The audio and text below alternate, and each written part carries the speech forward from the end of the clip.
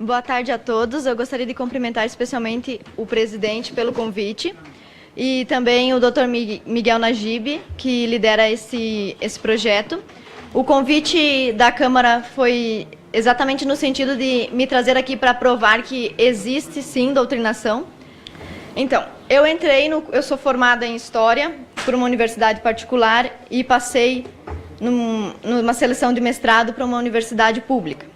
Assim que eu ingressei e a professora teve acesso ao meu projeto, ela foi super educada comigo, inclusive me mandou um e-mail dizendo que estava feliz, né, pela orientação do meu trabalho, que eu nitidamente era crítica e interessada e que nós faríamos um bom trabalho.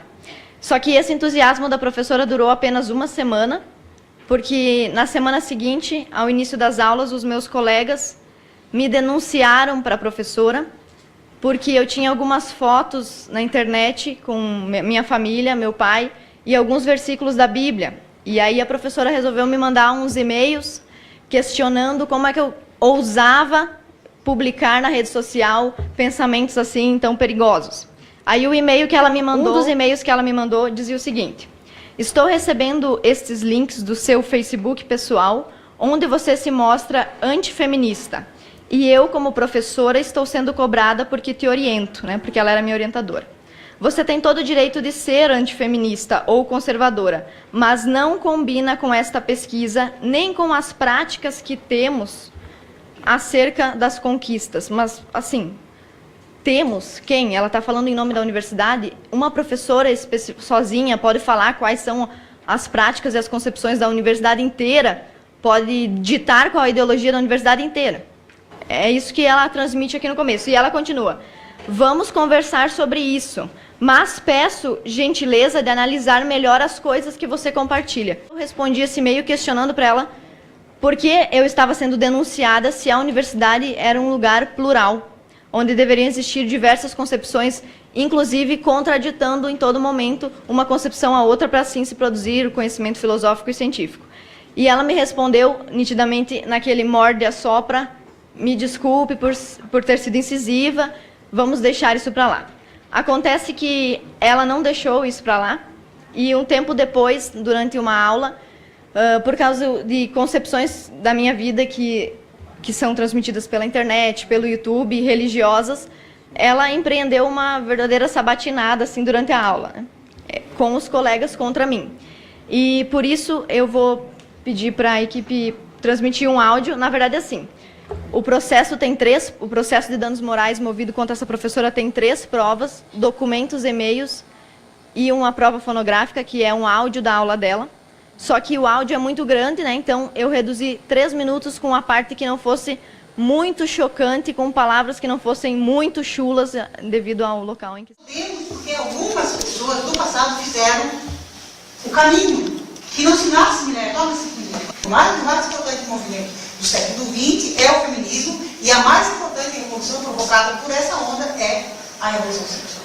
Então, se nós acreditamos nisso, se nós estamos aqui nesse curso, nós passamos nesse curso, nós estamos aqui porque nós nos matriculamos dentro de uma...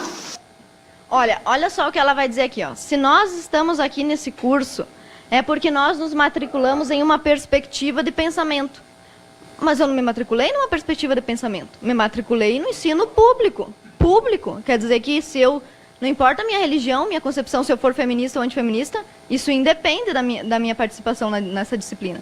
E a professora tem a obrigação de ser impessoal na avaliação dos meus trabalhos. Inclusive, sobre isso, ainda há um detalhe.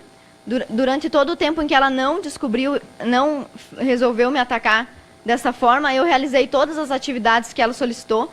Inclusive, ela, sabendo que eu era cristã, uma das atividades que eu apresentei sem nenhuma resistência, sendo subserviente ao que a professora pediu, era um livro chamado Eunucos por Amor ao Reino, onde eu tinha que explicar para a turma de que forma a Igreja Católica era desde a sua raiz misógina, sendo que eu sou cristã. Então aquilo ali foi difícil, mas eu fiz exatamente como a professora tinha pedido, não contestei o livro, apenas expus o livro. Respeitei o espaço público de uma forma que ela não conseguiu respeitar o meu espaço privado, tá? Pode continuar, por favor. Perspectiva de pensamento, de uma linha de pesquisa. Feminismo como outros dizem, como disse, é muito sério. Não é uma brincadeira. Quem é que pratica porno do estupro, se não são os homens? Por que as mulheres abortam? Toda mulher que aborta tem um homem que foi lá e colocou um sêmen dentro dela e fez com que ela engravidasse e não assumiu. Então, assim, é sempre o machismo que traz essas coisas.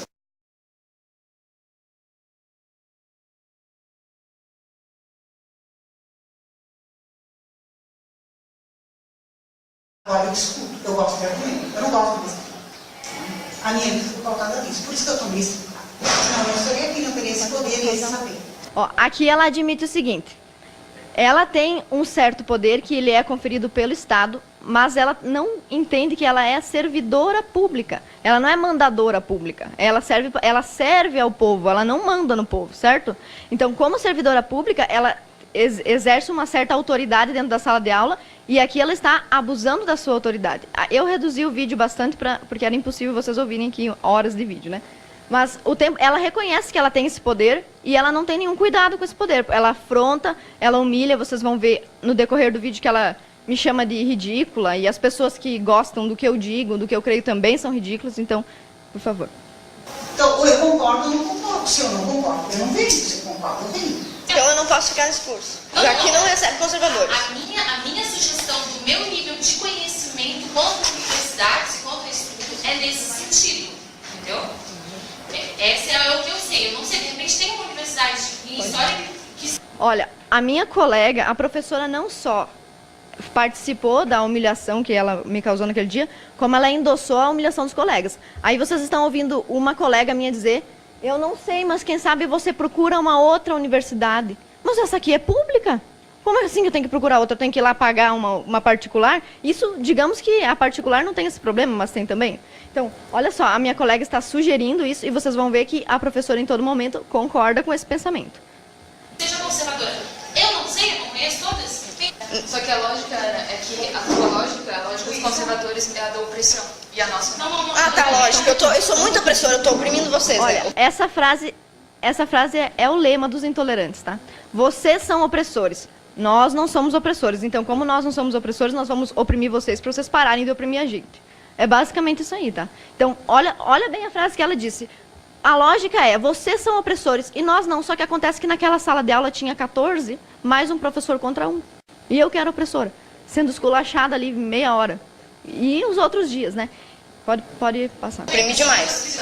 Gente, então vocês vão lá na direção do FAED e dizem que vocês não querem alunos que tenham divergência de opinião. Primeiro dia de aula que eu estive aqui, já teve colegas me denunciando por eu ser conservadora. Vocês não aceitam um conservador. Eu concordo com a gente, não vai ver um conservador com bons olhos. Exato. Eu não estou fazendo nada contra você, não vou fazer, não é o meu perfil, eu respeito a diferença, não, a questão não é essa. Quanto a mim, professora desse lugar, eu só te peço, Ana, que não desqualifique, não continue desqualificando, ridicularizando a mim, ao curso, ao programa e aos colegas. Porque é um ridículo do começo ao fim. Né? Isso é evidente, claro. Então, eu acho muito triste que seja desse jeito. Evidentemente, tem um monte de gente que gosta de ridículo, mas eu não gosto, né? Obrigada. Tá, então, nesse quadro que vocês estão vendo, onde eu, opressora, fui oprimida pelos não opressores, existe todo um pensamento que é bastante homogêneo e hegemônio ali naquele meio, que é o pensamento esquerdista e pode-se dizer quase de certeza, principalmente nos cursos de humanas, um pensamento anticristão, certo? Então, se ele fosse um pensamento anti-negros, não poderia. Se ele fosse um pensamento anti-gays, não poderia. Se fosse um pensamento anti-mulheres, não poderia. Mas anticristãos, pode, né? É tranquilo. Então,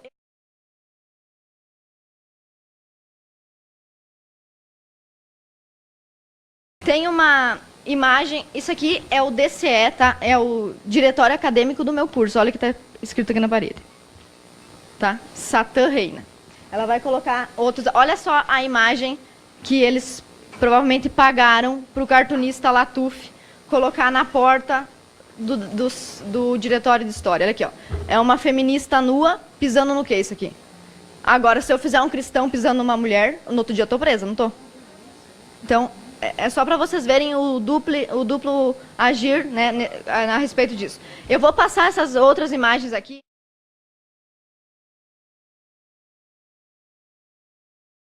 Ó, aqui, por exemplo, cuidado, esquerdo macho. Tá escrito num lugar aqui. Aqui em cima, não... Desculpa, tá, gente? Tirando as crianças da sala. Não dê tiro, dê o cu. E o outro, racha macho. Entendeu? É umas coisas assim, sei lá, assustadoras.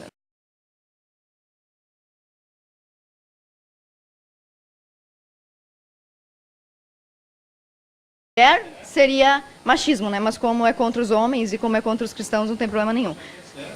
Essa foto é do diretório acadêmico. Diante desse cenário, o que eu venho denunciar é uma perseguição religiosa e também ideológica e, consequentemente, também política e partidária. Tá? Então, por que esse caso poderia ser só uma discussão em sala de aula se configura num caso de doutrinação? Primeiro porque aconteceu num ambiente público, que eu deveria ter acesso livre, porque é público.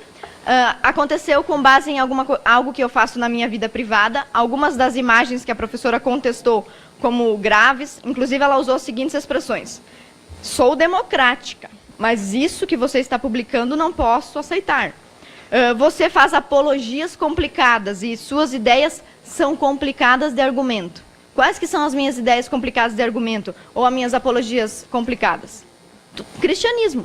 Basicamente, para ela, isso é inadmissível. Então, além disso, a gente tem que prestar atenção em alguns princípios da Constituição que são desrespeitados nesse caso, como, por exemplo, o artigo 5º, que diz que é inviolável a liberdade de consciência e de crença, é livre a manifestação do pensamento e que ninguém deve ser privado de seus direitos por motivos de crença religiosa, convicção filosófica ou política. Só que ela se chocou comigo porque ela pressupôs que a minha conclusão seria antifeminista. Ou seja, ela queria que eu aceitasse, que eu defendesse uma hipótese antes de comprová-la. O que é uma dissertação de mestrado ou uma tese de doutorado? Você vai fazer uma pesquisa, você tem uma pergunta, uma hipótese, você faz uma pesquisa para ver se aquilo ali é verdadeiro. Ela queria que eu assumisse a priori que a minha conclusão seria uma conclusão feminista, certo? Isso aí é assassinar a ciência. Só que, embora ela tenha feito tudo isso, vários sindicatos, colegas de profissão, enviaram notas e moções em apoio a ela, dizendo que ela era super democrática e super ética. Tá? Então, os professores dizem isso, inclusive os livros didáticos dizem isso. Sempre o discurso é nós somos democráticos, nós somos inclusivos, mas ele só inclui daí quem eles concordam. Quem eles não concordam é excluído, porque não deve ser incluído por ser opressor, como a minha colega disse para mim. Você não pode falar porque você é opressora. E depois de tudo isso, a professora resolveu abandonar a minha orientação, o que resultou imediatamente no abandono do tema.